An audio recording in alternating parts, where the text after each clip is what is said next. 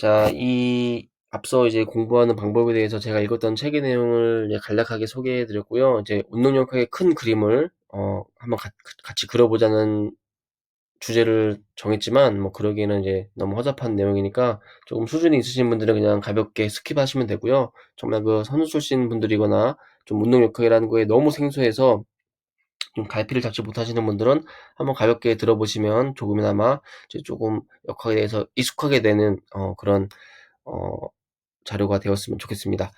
자, 운동역학의 정의는 이거래요. 인체의 움직임의 원리를 이해하는 것, 그리고 인체의 움직임을 과학적으로 설명하고 분석하는 것. 그래서 역학이 왜 필요하냐?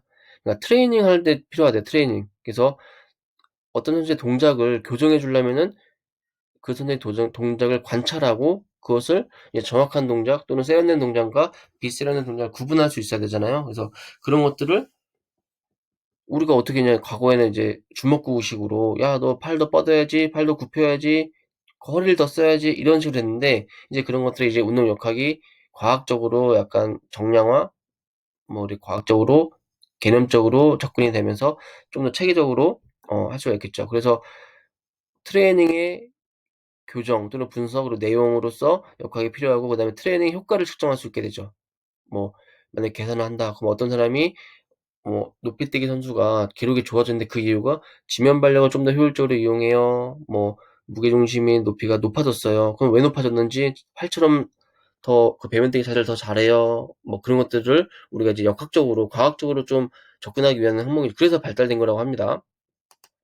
목적, 뭐 경기력 향상이나 기술 발전, 그다음에 스포츠 상해 예방하기 위해서 만들어졌다고 합니다. 그래서 우리가 운동화를 예를 들면은 용기 후에 개발 및 연구에서 운동화, 뭐 나이키에서 아디다스 운동화 만들 때 내번과 외번이 일어날 확률을 줄여준다면 되게 좋은 운동화가 되겠죠. 네번, 외번은 이제 발목이 바깥쪽, 안쪽으로 꺾이는 거를 말하는데, 그래서 그런 목적으로 만들어졌다고 합니다. 그래서 오늘 이렇게 내용으로는 이렇게 많아요. 뭐야, 왜 이렇게 많아?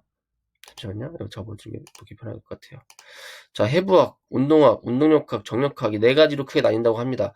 근데 해부학이 사실은 별로 안 나왔거든요. 안 나왔었는데 이제 스포츠 지도사에 나오면서 뭐 관절 운동 용어, 운동명화, 운동축, 분절의 명칭 이게 나오고 있죠. 뭐 회내, 회외, 뭐 외번, 내번 이게 나오고 있죠. 네, 운동학은 이제 운동의 동작을 공간적, 시간적으로 연구하는 거래요. 무슨 말이냐면은 쉽게 얘기하면은 뭐 우리가 이제 달리기 선수가 육상을 한다 하면은 이 사람이 어떻게 수평 운동이잖아요. 수평 운동. 얼마나 빠르게 이동하고 어디로 이동하는지. 그래서 보통 이제 운동학적 분석에서는 변이, 속도, 거리, 가속도 등이 이제 주요 관심사죠. 이거에 대해서 아는 거죠. 선운동학은 선속도, 변이, 각운동학은 각속도, 원운동이죠. 각운동학은 그래서 그렇게 한다고 하고 운동역학은 운동을 일으키는 힘 자체를 연구한대요. 그래서 힘은 MA잖아요. 그래서 힘은 질량 곱하기 가속도. 힘은 속도의 변화입니다. 속도의 변화가 가속도죠. 그래서 힘이 발생하려면 가속도가 변해야 돼요. 가속도가 변하면 속도가 변하죠. 그래서 우리가 멈춰 있다가 움직이면 힘이 발생한 거죠. 그래서 역학계산 문제는 속도, 가속도를 묻거나 힘의 크기를 묻는 문제가 자주 나옵니다. 응용해서 속도, 가속도의 변화로 야기된 힘이 인체를 얼마나 높이 이동시키는가를 정량하는 문제. 이건 뭐예요? 에너지죠, 에너지. 이제 역학적 에너지와 운동 에너지, 위치 에너지 관계에 대해서 나오는 거죠. 정력화, 이거는 움직이지 않는 상태에서 힘을 연구하는 분야라고 합니다. 계산 문제, 계산 문제.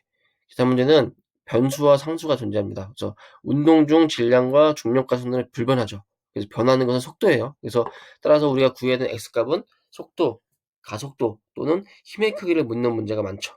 그죠? 그래서 속도가 변하면 힘이 변하고 힘이 가해지면 운동이 일어나고 이제 운동은 수직, 수평 방향으로 존재하므로 수직 방향으로 뭐 운동이 일어나면 높이뛰기 같은 거 생각해 보시면 높이를 묻는 문제가 출제되기도 합니다.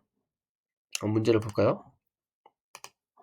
이렇게 나오는 거죠. 뭐 이제 높이뛰기 나오고 공청회 때는 아예 높이를 구하는 문제가 나왔었죠. 높이를 구하는 문제. 그리고 계속 문제 보시면은 대체로 다 이 충격량, 운동량 쪽에서 많이 나왔어요. 충격량, 운동량 쪽에서 많이 나오는데 이제 뭐 충격량을 공식과 계산 과정을 포함하여 제시하시오. 그죠? 이제 충격력 평균값은 몇이다. 이런 거 구하는 계속 나오는 거예요. 속도 구하시오. 그죠? 그래서 선생님들이 이제 계산 문제가 어렵지만 계산 문제에서 결국 내가 정말 알아야 되는 거는 어떤 공식이든지 질량이 거의 들어가니까 질량학도는 중력값도는 거의 들어가니까 중량하고 중력 가속도는 불변이니까 내가 이제 그 X 값으로 나오는 속도, 뭐 가속도 이런 것들에 대해서 좀 더 집중하면 되겠다. 이렇게 생각하시면 조금 더 수월하죠. 예.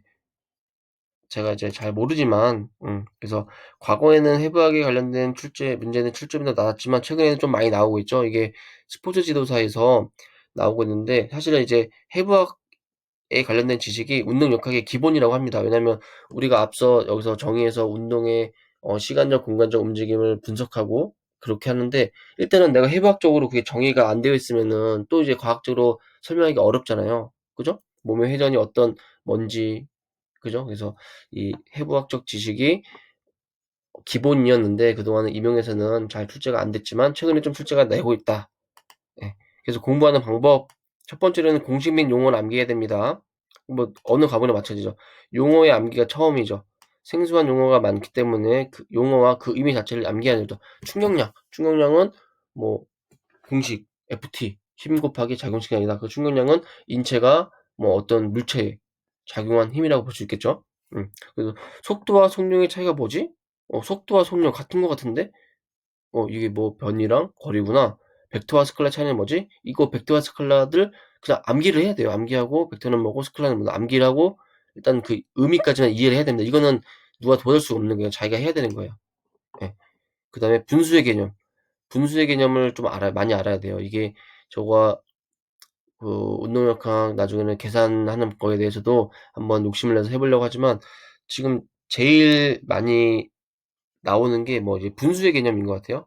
분수의 개념, 나눗셈의 개념 이거가 아직도 저도 헷갈리거든요. 저도 선수 출신이어서 제대로 된 수학은 이제 그 임용고시 공부하면 처음 해봤고 산수 뭐 초등학교까지는 그래도 뭐 못하진 않았던 것 같은데 이 분수의 개념, 속도는 변이 나누기 시간이죠. 그럼 이거를 이제 시간분의 변이라고 하죠. 그래서 그냥 이걸 위로 올리면 되는데 그게 참 어렵죠. 그래서 분수의 개념을 좀 많이 아시면 좋을 것 같다. 실제 사용을 떠올리면 공부라고 했는데 자, 충격력 이것도 그냥 막연하게 글로서만 하지 말고 그 상황을 떠올려 보시면 좋아요. 그래서 충격력 감소를 위해 관절을 굴곡하는 거. 우리 자연스럽게 하는 거죠. 점프대에서 착지할 때. 그걸 떠올려 보는 거죠.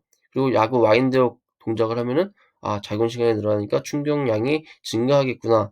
자, 마찰을 뭐 공부할 때 스파이크와 운동화 배드민턴화를 떠올려 보는 거죠. 토크 이제 가장 쉬운 건 이제 그 몽키 스패너인가요? 그 여자 선생님은 잘 모르시겠지만 그게 또 모르면 그냥 시소.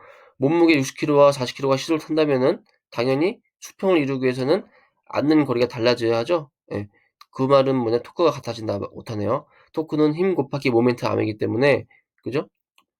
만약 체중이 힘이라고 가정하면 모멘트암 길이가 달라져야 되는 거죠. 토크가 같다는 게 수평형이니까. 그래서 단순하게 글로만 읽지 마시고 그 교재나 원서에 나와 있는 그림들을 보면서 최대한 그 그림으로 떠올려 보시고 그림을 그려 보시면 좋습니다. 뭐 선호능량은 질량 곱하기 속도죠. 그래서 질량 곱하기 속도는 두 개의 변이 있는데 아까부터 계속 말했죠. 질량은 동일하므로 속도의 변화에 영향이 있죠. 그래서 따라서 문제는 속도를 구하는 것만 나옵니다. 운동량의 크기를 구하든지 아니면 운동량의 답으로 나오든지 2017년도에 제가 초수 떨어졌을 때 이 공식 묻는 문제가 나왔었어요. 시험 문제였죠.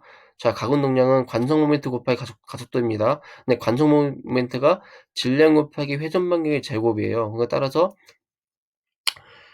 예를 든 질량은 동일하므로 회전 반경과 가속도 두 가지 변화에 영향을 받아요. 아까 선운동량에서는 속도의 변화만 영향을 받았죠. 근데 여기서는 회전 반경과 각속도 두 가지 변화에 영향을 받는 거죠. 그래서 문제도 두 가지 종류가 나올 수가 있겠죠. 관성 모멘트를 묻던지 각속도를 묻던지. 그래서 이 관성 모멘트와 각속도 가장 대표적인 문제가 우리 김연아 선수 생각하면서 피겨스케이팅 팔 벌리고 그리고 팔 모으고 그에 따른 각속도의 변화 문제 기억나시죠? 그래서 그 그림이 그려지면 이게 이제 이해가 됩니다. 그래서 모든 제가 기출문제를 강조하면서도 어떤 새로운 문제를 봤을 때 그 기출문제가 떠오르면은 공부가 된 거라고 생각하거든요, 익숙해지니까. 근데 이거를 봤을 때 우리가 그 그림을 그릴 수 있으면 돼요, 그림을. 머릿속에 그림이 그려지면. 자, 역학적 에너지는 세 가지가 있죠. 뭐 운동에너지, 위치에너지, 탄성에너지. 근데 탄성에너지 많이 안 나오죠. 그래서 인체 운동 대부분은 수평과 수직 운동이 함께 이루어지죠. 그래서 단순한 달리기는 수직 운동은 미미하지만 대부분의 육상 종목은 수직과 수평 에너지 복합 운동이죠. 왜냐하면 어쨌든 우리 인체의 중심은 수직으로 왔다 갔다 하니까. 근데 여기까지 안 나옵니다. 근데 운동 에너지와 위치 에너지 관계를 이해하고, 자, 빨리 달릴수록 높이 될 수 있다는 것을, 멀리 뛸 수 있다는 것을 우리는 경험적으로 알죠. 당연하죠. 근데 이때에도 운동 에너지가 2분의 1 곱하기 질량 곱하기 속도의 제곱인데, 질량은 동일하므로 운동 에너지는 속도에만 관련된 거, 속도에만. 근데 아니죠. 이건 틀렸죠. 제가 잘못 말씀드린 겁니다. 질량이 높아지면 에너지도 높아지죠. 예. 이건 제가 지우겠습니다. 위치 에너지는 질량 곱하기 중력과 속도 높이이므로 문제는 높이를 구하는 게 많이 나오죠. 예. 그리고 전공교재 목차를 보면서 확인하시면 좋은데, 목차 맨 뒷페이지 보면 그 수록의 그 인덱스가 있잖아요. 그거 보면 용어가 나와요. 충격량, 충격력, 양의 일, 음의 일 이런 게 나오거든요. 그래서 그런 것들을 하나씩 보면 내가 그걸 암기하고 있는지, 그 용어를 알고 있는지를 먼저 떠올려 보세요. 그래서 그거를 봤을 때 80% 이상 내가 모르는 단어와 용어가 없다면 이 개념적으로 좀 받아들일 수가 있는 거예요. 그래서 그런 식으로 좀 공부를 많이 해보시고, 아까도 말씀드렸지만 해당 영역 공부할 때 기출문제 사파 또는 전공교재 사파를 떠올리면서 학습을 해보세요. 이게 없으면 내가 직접 운동을 한다는 가정 해보고, 그 외적 심상하듯이 내가 이제 타인의 움직임을 바라보는 것처럼 해도 되고, 아니면 내가 직접 움직여봐도 되고, 예, 그렇게 하면서 좀 그림을 그리시면서 공부하시면 좋습니다. 계산 문제, 아까도 말씀드린 상수와 변수가 있다는 것을 아셨으니 문제가 출제되는 변수가 각 영역에서 무엇인가를 확인하면 쉽습니다. 대개 속도, 또 위치, 높이, 좀 충격량 자체가 되는 거죠. 예, 그래서 제가 뭐 이제 역학을 한번 설명을 해보려고 이제 준비를 했지만, 막상 이제 영상을 찍어놓고 보니까 별 볼 일 없습니다. 그래도 한번 이런 식으로 한번 바라보면 조금이나마 수월해지겠구나라는 것을 이 영상을 통해 느끼셨다면 좋겠고, 다시 한번 말씀드리지만 정말 강조하고 싶은 거는, 이 계산 문제에서는 변수와 상수가 있다. 그래서 우리가 기출문제 그동안 나왔던 걸 보시면서 x값이 변수죠. x값이 대체 뭐가 많이 나왔을까?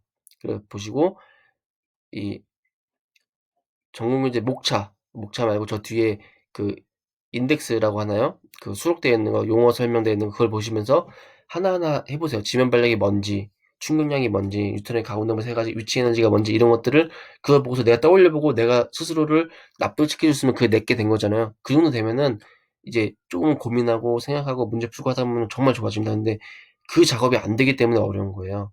그래서 기초부터 우리 영어 단어 외우듯이 역학의 기초 용어와 그 정의를 이해하신다면 조금 도움이 분명히 될 겁니다. 자, 오늘은 제가 정말 이제 역학을 처음 해보신 분들을 위해서 도움드리기 위한 영상이었고, 좀 더 생각도 해보고 고민도 해봐서 역학 계산 문제 푸는 방법이라든지 그런 것들을 한번 따로 정리를 해보겠습니다. 오늘은 조금 이 수준이 있으셨던 분들에게는 시간 낭비가 아니었나 싶습니다. 그렇지만 누군가에게 조금이나마 도움이 되길 바라면서 이 영상을 찍었으니까 누군가는 도움을 얻으시기 바랍니다. 고생하셨습니다. 오늘 하루도 편히 쉬십시오.